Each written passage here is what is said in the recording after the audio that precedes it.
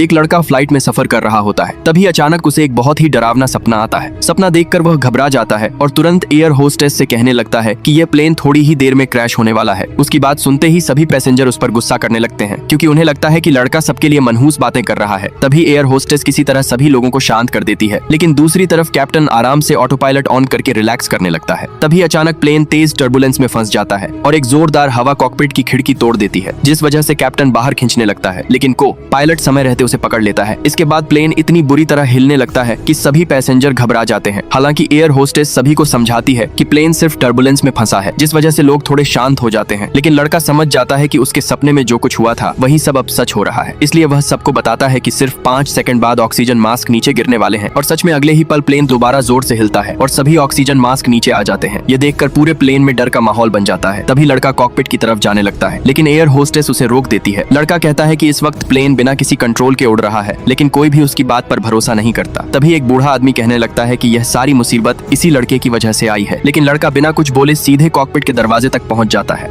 इसके बाद वह अपने सपने में देखा हुआ पासवर्ड डालता है और कॉकपिट का दरवाजा खुल जाता है। अंदर का नजारा देखकर एयर होस्टेस भी डर जाती है। तभी पायलट सभी से मदद मांगने लगता है। लड़का तुरंत प्लेन की ऊंचाई बढ़ाता है और अपने सपने में देखा हुआ इमरजेंसी कोड डाल देता है, जिस वजह से प्लेन धीरे धीरे फिर से कंट्रोल में आने लगता है। लेकिन दोनों पायलट बेहोश हो चुके होते हैं, इसलिए प्लेन अभी भी खतरे में होता है। तभी सामने बर्फ से ढका एक बहुत बड़ा पहाड़ आ जाता है। लड़का तुरंत इशारा करता है कि वह प्लेन उड़ा सकता है।